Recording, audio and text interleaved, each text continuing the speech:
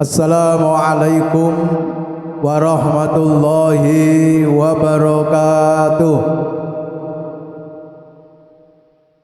Alhamdulillahi rabbil alamin. Huwallazi arsala rasulahu bil huda wa dinil haqq liyudhhirahu 'alad dini kullih wa kafa billahi syahida. Asyhadu an la ilaha illallah wahdahu la syarikalah al-malikul haqqul mubin wa asyhadu anna muhammadan abduhu wa rasuluh shadiqul wa'dil amin. Allahumma salli wa sallim ala nabiyyina wa habibina Muhammadin wa ala alihi wa sahbihi ajma'in. Wa qala Allah ta'ala fil Qur'anil Karim, a'udzu billahi minasy syaithanir rajim. Wasari'u ila maghfiratin mir rabbikum wa jannatin arduhas samawati wal ard u'iddat lil muttaqin alladzina yunfikuna fis sarra'i wad dharra'i wal kadhiminal ghaidha wal 'afina 'anil nas wallahu yuhibbul muhsinin. Masalul ladzina yunfikuna fi sabilillahi kamasali habbatin ambatat sab'a sanabila fi kulli sumbulatin mi'atu habbah wallahu yudha'ifu liman yasha wallahu wasi'un alim. Jamaah kajian sore menjelang berbuka Masjid Babus Shafa dan pemirsa pendengar yang dirahmati oleh Allah, pertama dan utama sekali kita memanjatkan puja dan puji syukur yang mendalam kehadirat Allah Subhanahu wa taala pada sore hari ini di hari ke-18 puasa Ramadan kita 1446 Hijriah bertepatan dengan 18 Maret tahun 2025. Kita bersyukur karena mendapatkan anugerah Allah berupa taufik, hidayah, inayah, ma'unah atas kodrat dan iradatnya semata, atas kasih sayangnya Allah semata. Kita dalam keadaan sehat walafiat, dalam keamanan, dalam keberkahan, dan ada kesempatan untuk mengikuti kajian ini dengan tidak ada halangan suatu apapun. Salawat dan salam moga-moga terlimpahkan kepada junjungan Nabi Agung, Nabi Mulia, Nabi akhir zaman, Nabi kita Nabi Muhammad Sallallahu Alaihi Wasallam, para keluarga, para sahabat dan pengikut-pengikutnya. Pendengar dan hadirin yang dirahmati oleh Allah, di bulan suci Ramadan ini tentu hal yang tidak boleh dilewatkan adalah memikirkan, mengusahakan, mengaplikasikan, mempraktekkan ibadah harta kita. Insya Allah ibadah jiwa, tazkiyatun nafs sudah kita lakukan. Hubungan baik dengan Allah, hablum minallah, dan hubungan sama manusia, hablum minannas sudah dalam bentuk membangun akidah yang kuat, beribadah yang sempurna dengan keikhlasannya, dengan kekhusyukannya, dengan penuh perhatian sampai kebaikan dalam ibadah, istiqomahnya sampai akhlakul karimahnya. Tetapi kesempurnaan ibadah itu belumlah sempurna sebelum kita melakukan ibadah harta kita, dan itu amat sangat penting karena Allah sudah matur dalam Quran surat As-Saff itu, ya ayyuhalladzina amanu hal adullukum ala tijaratin tunjikum min adzabin alim. Hai orang-orang yang beriman, maukah saya tunjukkan suatu bisnis perniagaan yang bisa membebaskan kamu dari siksa api neraka yang pedih, bisnis yang bisa menyelamatkan kita dari api neraka yang pedih. Apa itu? Tu'minuna billah, beriman pada Allah, wa rasulihi, beriman kepada Rasul, dengan segala implikasinya iman, dengan sempurnanya iman.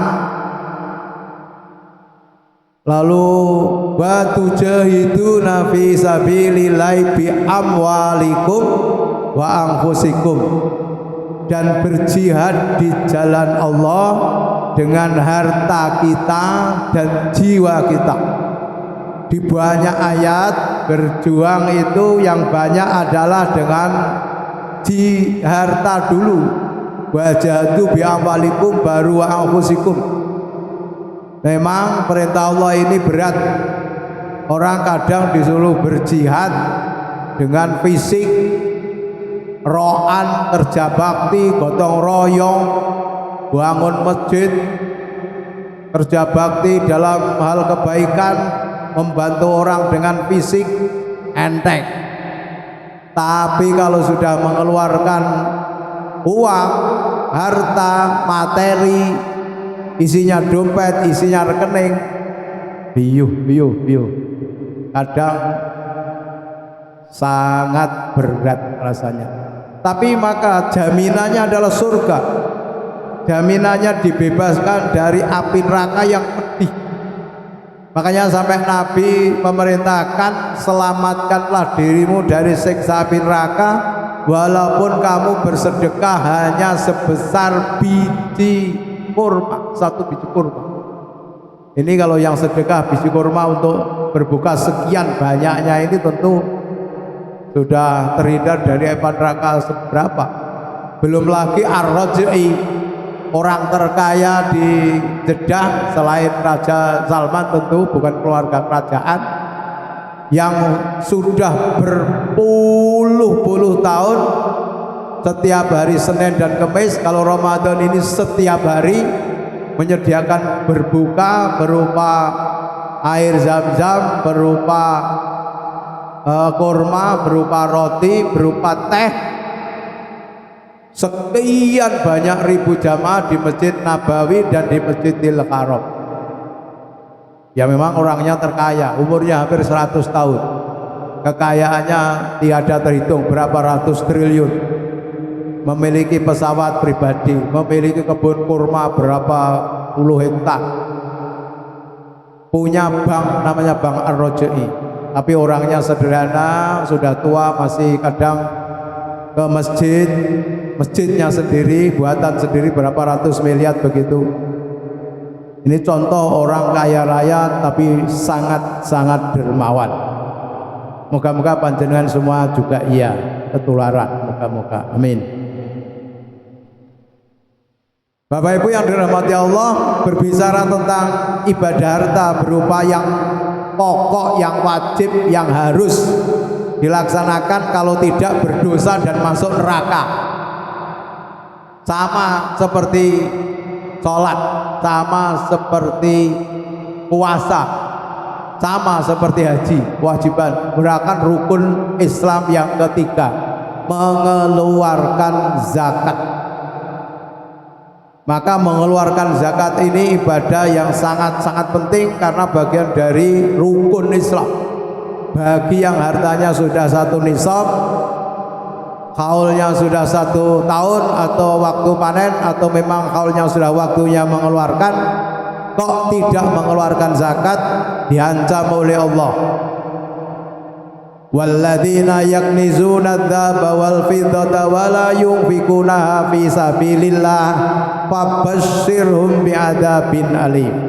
Quran surat At-Taubah 34. Orang-orang yang menumpuk-numpuk harta, menyimpan-nyimpan hartanya berupa emas perak dan tidak menafkahkannya, tidak menzakatinya, tidak bersedekah, tidak berinfak di jalan Allah, berilah kabar gembira berupa siksa yang pedih. Jadi dinara Jawane no ngelulu kon wae kabar gembira tapi isine siksa api neraka yang pedih. Apa siksanya? Yauma yuhma alaihi fi nari jahannam fatuqwa biha jibahum wa junubuhum wa dhuhurum hadza makanastum li anfusikum fadhuqu ma taknizun. Harta yang ditumpuk-tumpuk, yang disimpan-simpan, yang sudah waktunya zakat gak mau zakat, maka hartanya akan dipanaskan dengan siksa api neraka. Harta yang berupa api neraka yang panas itu disetrikakan kepada wajahnya, kepada punggungnya, kepada perutnya, lalu dikatakan oleh malaikat yang menyiksanya, ini adalah hartamu yang dulu kamu simpan-simpan. Di dalam hadis riwayat Bukhari Muslim, harta yang tidak dizakati akan dirupakan ular yang besar yang menggubet-gubet, gubet-gubet, yang melilit orang yang punya harta yang tidak dizakati itu. Lalu ular besar itu mangap mulutnya, menganga di depan wajahnya, lalu mengatakan ana maluka wa ana kanzuka, saya hartamu dan saya simpanan. Setelah itu orang yang gak zakat itu diremes-remes di dalam neraka. Hadisnya mengerikan, ayat Al-Qur'annya mengerikan kalau gak berzakat. Maka membayar zakat itu satu paket dengan sholat. Ada 84 ayat yang menggadaikan kalau orang sudah menegakkan sholat seharusnya bayar zakat bagi yang mampu. Ya ayyuhalladzina amanu aqimus shalah wa atuz zakah, aqimus shalah wa atuz zakah, yu'tuna shalah wa yu'tuna zakah, yuqimuna shalah wa yu'tuna zakah. Itu 84 kan pasangan. Artinya setelah aqimus shalah, menegakkan salat pada Allah, zakat kepada sama manusia harus ditunaikan. Maka semestinya orang yang sudah menegakkan salat, apalagi salatnya sampai pada min asari sujud, bekas-bekas sujudnya sudah nampak dari wajahnya berupa amal soleh dan ibadah yang lain yang sempurna. Di antaranya apa? Tidak jadi orang yang bakhil, tidak jadi orang yang pelit, tetapi amat sangat dermawan dalam bentuk menunaikan zakat, infak, sedekahnya. Bapak Ibu yang dirahmati Allah, betapa penghargaan, kemuliaan dan reward dari Allah bagi orang yang menunaikan zakat, infak dan sedekah. Di samping tadi saya sebutkan dalam Quran Shaf ayat 11, orang-orang yang berjihad di jalan Allah dengan hartanya, dia akan terhindar dari api neraka yang pedih. Dia juga akan mendapatkan kemuliaan. Di antaranya siapa yang menunaikan zakat itu bagian dari ciri orang yang bertakwa. Nah, Ramadan ini kan sempurnanya Ramadan hasilnya kan takwa. Orang takwa itu diantaranya berzakat. Jadi kalau ada orang di bulan Ramadan ini kaya, salate ya wis ya tarawih ya posone penuh, tapi kalau nggak bayar zakat tidak lengkap jadi orang takwanya, belum sempurna. Karena ciri yang berzakat itu na yu'minuna bil ghaibi wa yuqimuna sholata wa mimma razaqnahum yunfiqun, itu zakat. Di dalam Quran surah Baqarah 177, laisal birra tuwal wujuhakum, itu di sana juga ada wa atul mala ala qubi dawil qurba wal yatama wal masakin wasta'ilin wa firqab, itu berupa juga zakat, infak, sedekah. Di Quran surat Al Imran 133 yang saya baca tadi, ciri orang bertakwa wasari'u ila maghfiratin min rabbikum wa jannatin arduha samawati wal ard uiddat lil muttaqin. Siapa orang yang muttaqin? Yunfiquna fis sarra'i wad dharra, berinfak di jalan Allah di waktu senang dan di waktu susah, itu artinya juga membayarkan zakat di dalamnya.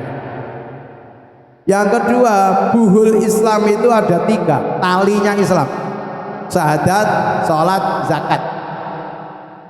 Tetapi yang paling pokok dari rukun Islam itu apa? Sholat. Saya gambarkan Kalau sholat itu begini, ini rukun Islam. Driji jari jenengan 5 ini rukun Islam ibaratnya gitu. Yang pertama ini syahadat, terus yang kedua ini sholat, yang ketiga ini zakat, yang keempat ini puasa, yang kelima ini haji. Jenengan yang tidak mampu, belum haji, memegang Islam masih kuat. Jenengan bahkan mungkin tidak puasa karena udur, karena sudah tua, karena nggak kuat puasa, Islam jenengan sih kuat. Atau jenengan karena nggak punya harta, tidak zakat, masih bisa megang botol. Tapi kalau sholat pun jenengan tidak sholat, jatuh, hancurlah rukun Islam jenengan. Sudah gak adanya Islam, gak ada perlunya Islam kalau gak ada sholat. Nah itu gandengannya syahadat. Nah ini penting. Tetapi zakat juga menjadi tiga dalam hadis Nabi itu 3 simpulnya. Orang kalau sudah hilang zakatnya, ibarat simpul sudah lepas, berarti Islamnya sudah mulai terurai. Nah, maka orang-orang yang membayar zakat, infak, sedekah, dia bagian dari orang yang taat, dari orang yang takwa. Lalu hikmahnya apa kita menunaikan zakat, infak, sedekah supaya kualitas Islam kita, kualitas ibadah kita menjadi sempurna? Yang pertama tadi adalah sebagai bentuk taat kepada Allah. Taat kepada Allah. Hubungannya dengan Allah berarti melaksanakan perintah Allah sebagai rukun Islam. Yang kedua, takut azabnya Allah tadi. Azabnya Allah jika nggak bayar zakat, disetrika dengan wajahnya, punggungnya, badannya dari api neraka. Yang kedua, mohon maaf, orang yang nggak bayar zakat tadi diberi siksa seperti itu, ngerinya dililit ular yang besar di neraka. Yang kedua, kaitannya dengan harta kita. Kita punya harta yang banyak, bisa menjadi berkah manakala kita keluarkan zakatnya. Karena zakat itu dalam hal urusan harta ada 2 hal. Yang nomor 1, mensucikan harta kita. Makanya ada hadis Nabi, zakatul fitri tuhrotal lis-shaimi wa tu'matan lil masakin, membersihkan jiwa dan membersihkan harta kita. Ada 2 yang dibersihkan. Jiwa kita dibersihkan dengan zakat, infak, sedekah, hibah, hadiah atau wakaf. Itu jiwa kita akan menjadi jiwa yang suci, seperti Selasa yang lalu kita terangkan, menjadi jiwa hamba-hamba Allah yang peduli, yang simpati, empati kepada orang-orang yang lemah, menghilangkan sifat tamak. Tamak itu rakus.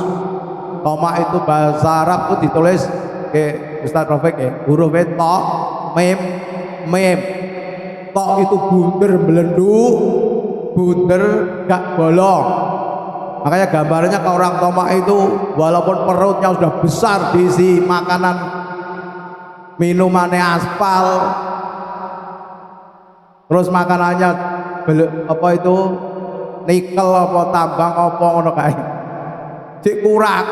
Bahkan minumannya pertamax sing dioplos karo pertalit ngono kuwi, korupsine sampai 996 triliun. Wis sing konangan, saya gak konangan ya wis 1 triliun lah, 1000 triliun lah. Astagfirullah. Itu orang tamak. Mem itu bunder gambarnya, medit, bakil, ben, mecekil. Ada orang-orang Jawa bilang medit, mecekil ini sampai bahasa sing kasar, silite ireng. Kenapa kok silite ireng? Sampai ngempet, nek perlu kalau makan yang enak tuh gak ditokne maneman. Mosok sampai mau buang air besar aja maneman, samping bakil. Nah, terus ain itu gambare mangap lah, ain lah. Makanya tomak itu gambaran menungso sing rakus, naudzubillah tadi. Itu kebaikan kita dengan zakat, infak, sedekah dari segi pribadi kita, membersihkan diri kita. Termasuk kalau jenengan lagi bayar zakat fitrah 3 kilo 45.000 itu membersihkan panjenengan dari dosa-dosa yang selama ini mungkin belum bisa jenengan tinggalkan di bulan Ramadan. Ibu-ibu bisa 100% bersih dari ngerasani. Ayo, ada jaminan nggak? Mulai 1 Ramadan sampai besok tanggal 30 Ramadan tuh belas gak ngerasani tanggane, gak ngerasani dulure, bahkan ada ibu-ibu yang bisa menjamin. Nah, kalau masih ada dosa ngerasani, dosa rodok bliduk-bliduk, dosa nopo, itu dibersihkan nanti dengan bayar zakat fitrah.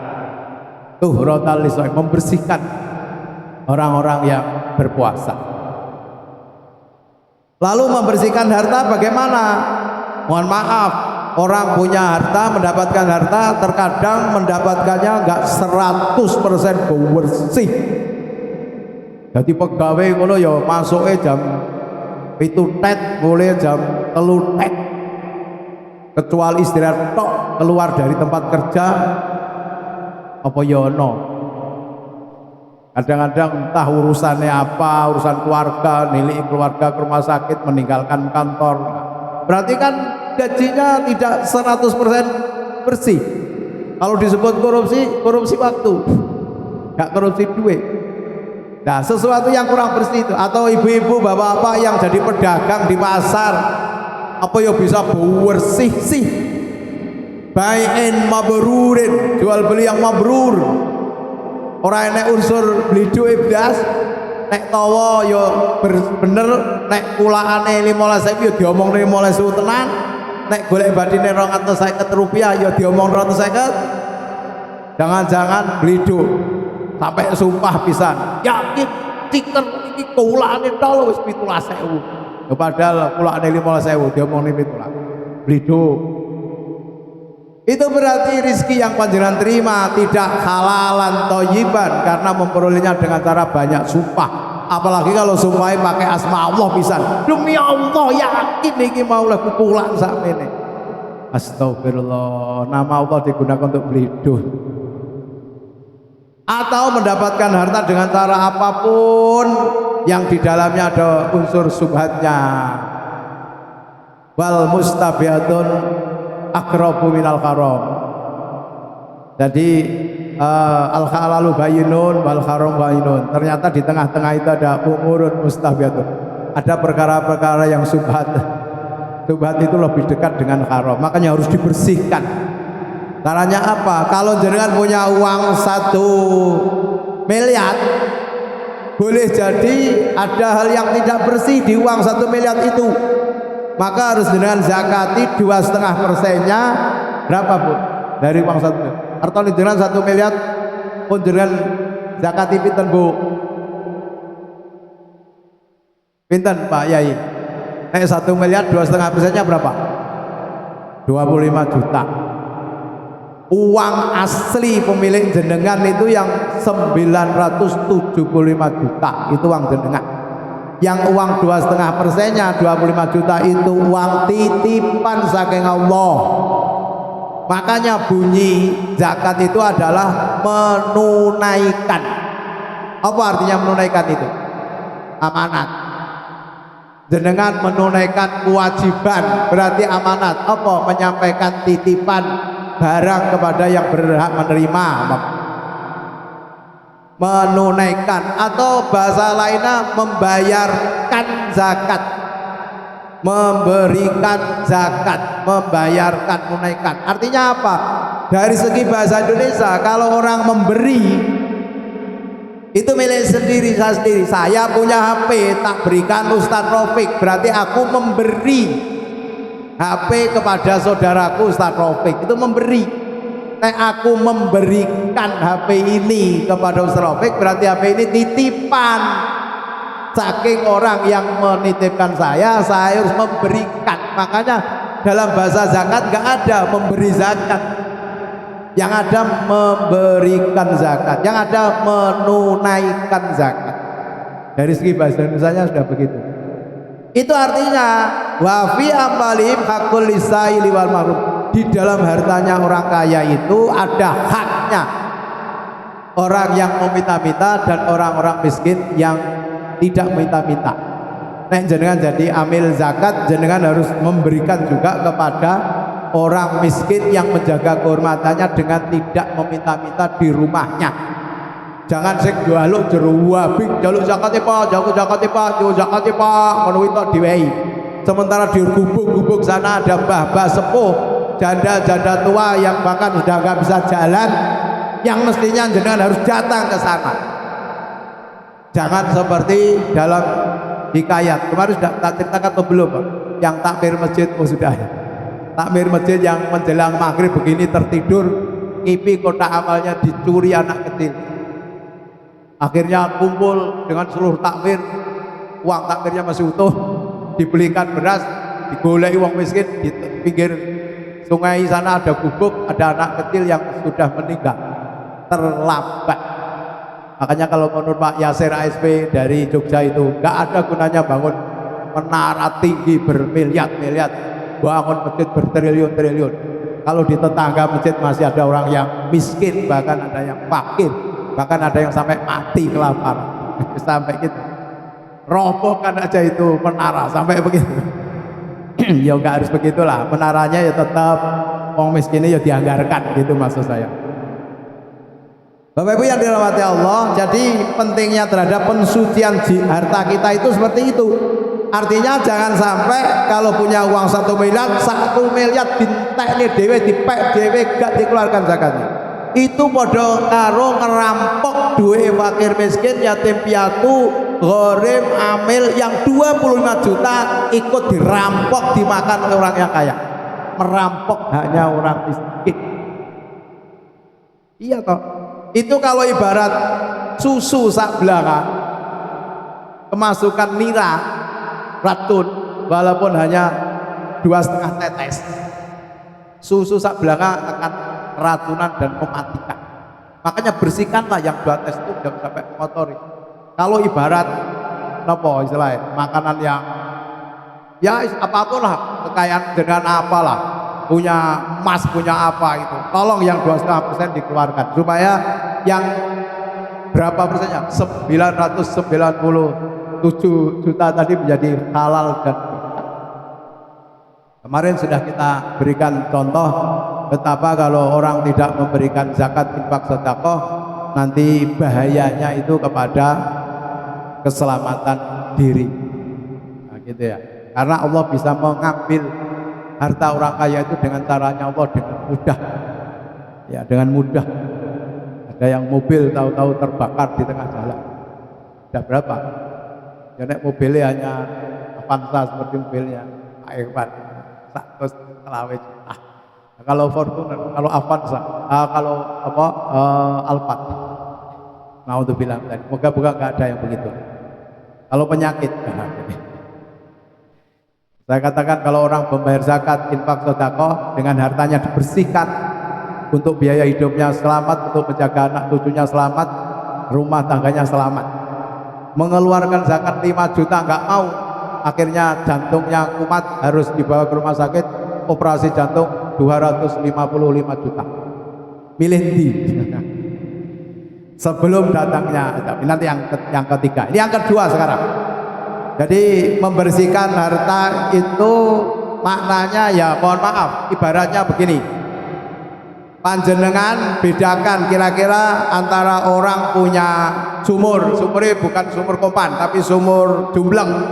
Dulu masih ada supir jumbleng, ngambilnya pakai senggot ngerti pola, pakai kerean lho Bu, jangan kenal kerean geret ngono Bu, nganggo ember. Jenengan bayangkan satu sumur airnya dibiarkan dengan maksud ben gak ngelong karena saking bakilnya, dirinya sendiri aja nggak ngambil ben utuh, sumurku ben utuh. Apa yang terjadi? 1-2 hari sumur kering, nggak ada yang ngambil airnya itu, maksudnya lambene kering, orang mengira itu sumur kok nggak tinggal. Itu di dalamnya sudah berapa ribu nyamuk bertelur di situ. Kira-kira ular masuk situ berternak di situ. Kira-kira rumput-rumput akan tumbuh di situ. Kira-kira daun-daun yang jatuh akan semakin banyak di situ. Kira-kira begitu banyak orang lewat motor, orang membuang sampah, membuang bangkai ke situ. Sampai gedebok pisau, sampai sekelapon basah sampah dimasukkan, akhirnya sumurnya kering mati. Orang lalu mengatakan sumur mati, sumur bekas.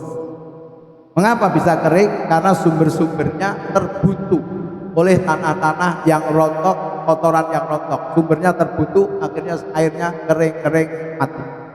Itu gambaran orang kalau bakhil. Hartanya berlimpah, tapi Allah nggak nambah lagi, tapi mengurangi. Sebaliknya orang yang berzakat, infak, sedekah, ceritanya nggak ada. Orang banyak sedekah, banyak zakat, lalu miskin. Orang enak ceritanya. Saya belum ketemu orang miskin lalu ditanya, Pak, kok jenengan miskin atau nopo? Kakean zakat kula. Belum pernah ketemu. Kula kakean sedekah kula. Belum pernah. Nek orang miskin kakean kopi, kakean medok, kakean mendem itu wis akeh neng kon-kon. Makanya kalau orang punya harta dizakati seperti orang punya sumur jumlah, tiap saat tiap waktu semua orang memanfaatkan, ngambil airnya bersih. Mau ada nyamuk saja mau bertelur gak bisa karena airnya bergerak terus. Ada daun jatuh pun katut keambil, airnya bersih. Kalau airnya berkurang, sumber-sumber itu semakin lancar.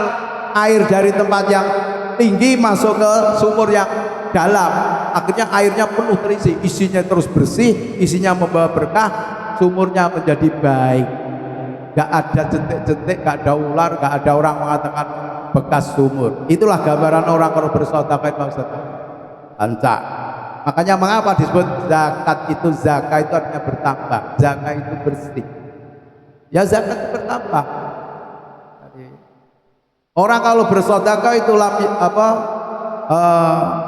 yanqus yazdad walam yanqus. Hartanya malah bertambah malah tidak berkurang. Makanya kalau orang yang seperti tadi saya katakan ar-rajul itu zakat, sedekah, infaknya bertriliun-triliun, kekayaannya ya ratusan triliun. Dulu di Surabaya ada Kiai Supri yang tukang mengumpul barang bekas terbesar di Surabaya, Jawa Timur, orang Madura itu. Zakatnya saat itu satu riau yang ini 300 juta. Zaman itu, zaman tahun 1900-an. Wah itu ya hartanya malah semakin berlimpah. Nek nggak percaya monggo jenengan coba. Nah, ini janjinya Allah. Ma indakum yanfadu, apa-apa yang ada pada kamu semua akan habis, hancur, hilang. Rumusnya harta itu nek jenengan tidak mengeluarkannya atau jenengan tidak meninggalkan sampean, ya sampean yang meninggalkan harta itu, kematian. Nah kan gitu kan. Rumusnya dua. Yanfadu akan hilang, semua rumusnya harta itu hilang, pergi, gak ada yang kekal. Wa ma indallahi baqin, kecuali harta yang jenengan infakkan, zakatkan, sedekahkan, itulah yang kekal, yang jenengan besok akan jenengan titik di surga. Makanya jenengan pernah dengar ada cerita orang kaya raya, uangnya bermiliar-miliar, sedekahnya juga bermiliar-miliar, sampai ada wartawan itu lalu menanyainya, Pak, jenengan gimana rumusnya kok bisa tidak bisa mencintai harta, kok harta jenengan nggih sedekah kabeh sampai hampir habis, walaupun harta jenengan miliatan sedekah kok jauh miliatan. Kepada wartawan orang kaya itu mengatakan, dek kamu salah alamat. Loh maksudnya gimana? Kalau kamu tanya saya orang yang tidak mencintai harta, siapa bilang saya ini sangat amat mencintai harta saya? Loh lah tapi kalau jenengan sedekah kan bermiliaran. Justru itu karena aku sayang dan cintaku kepada hartaku akan saya bawa sampai mati. Gitu loh Bu ke. Jenengan naik golek harta, waduh esuk sore golek harta iki nek gak digawa mati ge apa? Kok tinggal ning warisan, Bu ge oyo-oyoan anak. Anak jangan ditinggali harta, Bu. Saya itu sudah berkhidmat dengan istri saya. Anak saya 3 tak tinggali ilmu, amal soleh, pitutur baik, nasihat baik, tauladan baik. Delalah ya kersane Allah, ya sudah ketemu yang satu di jalan Allah mudah jadi dosen. Sampai ilmu tok sampai kuliah S2. Enggak saya beri harta sama sekali. Ya, wis iso daftar haji. Wis punya rumah. Punya rumah karena mertuanya anaknya 1, jadi besan itu, jadi wis langsung di rumah. Anak nomor 2 sudah langsung. Jadi nggak usah katakan dianggap ya betul. Orang itu mengatakan, aku amat sangat mencintai hartaku, untuk saya bawa sampai mati, aku kan gak iso nggawa dhewe, tak sai. Wong baju itu loh naik mati, diguntingi karo Mbah Mudin, arloji diciko, kopiah dilepas. Terus napa? Nek ibu-ibu ogal kalung gelang, nek mati kalau dilepas, gak itu sing nggawa. Kita nek mati gak bisa bawa sendiri. Makanya perlu tak titipkan nih panti asuhan, titipkan anak yatim, tak titipkan tonggo sing butuh SPP, tak titipkan dulur-dulur sing kurang mampu. Semua kan dititipkan. Jelas nanti di alam kubur membantu, menolong dia. Dia tidak akan terkena dihimpit bumi dan dibakar api. Insan yang berdosa. Di sana dilapangkan kuburnya luas, diberi cahaya dari sodakohnya. Makanya orang itu kalau mati Bapak dibengkar malaikat itu nangisnya hanya cuma satu, laula akhartani ila jalin qarib fa as-sadaqa wa aku minas sholihin. Pengen balik neng donya nek sebentar saja, pengen sodakoh. Tiang teng kuburan nih kalau nek dibengkar malaikat, dihimpit bumi, dibakar api, ditemani ular, ditemani makhluk yang mengharukan, pengen balik nang bumi, pengen apa? Quran surat Al-Munafikun ayat 11, inginnya fa'as sodako, ya Allah pengen tak balik nang dunia, pengen sodako ya lah, tak dirul ya, tidak dari lagi, sudah nang kuburan ya wes. Makanya mumpung wa anfiqu mimma razaqnakum min qabli ayatiya ahadakumul maut, berinfaklah kamu di jalan Allah. Apa infaknya? Berupa zakat, sedekah, hadiah dan sebagainya. Min qabli ayatiya ahadakumul maut, sebelum datangnya kematian. Bukan setelah kematian lagi dibelehne sapi disedekah. Di urip iki lho, niatlah bersedekah dan berbuatlah. Jangan sampai keburu yoga wis mengger-mengger mati selama masih sehat. Sedekah, infak, zakat itu yang bagus, masih muda, masih butuh. Dan nah sekarang yang ketiga terakhir, sedekah, infak, zakat itu menjalin hubungan kita dengan manusia. Dan yang pertama adalah menjalin keakraban, menghilangkan jurang pemisah antara yang kaya dan miskin. Yang kedua adalah menghilangkan bala. As-sadaqatu tadfa'ul bala. Sedekah itu penolak bala. Tahun 1998 waktu Pak Harto lengser itu, masa krismon istilahnya, ada perusahaan di Sumatera Utara, di Medan, PM penanam modal asing, manajernya orang Amerika, bakhilnya luar biasa. Puasa begini, karyawannya perusahaan itu nggak diberi THR, gajinya bahkan dikurangi, bahkan apa istilahnya, kalau izin istrinya sakit mati itu dikurangi, jadi wis gak manusia. Akhirnya perusahaannya demo, satpamnya dicekel, dibodor rate, dipukuli, perusahaannya diobong. Manajernya datang bawa mobil, dikeprui mobilnya, dikelingkis, dipukul, mati. Benar kata Rasulullah, besok di akhir zaman akan ada orang mau sedekah, infak, hibah, tidak ada yang menerima. Para sahabat bertanya, apa orang-orang sudah kaya semua ya? Tidak, banyak orang miskin. Tetapi apa? Yang miskin sudah amat sangat sakit hatinya.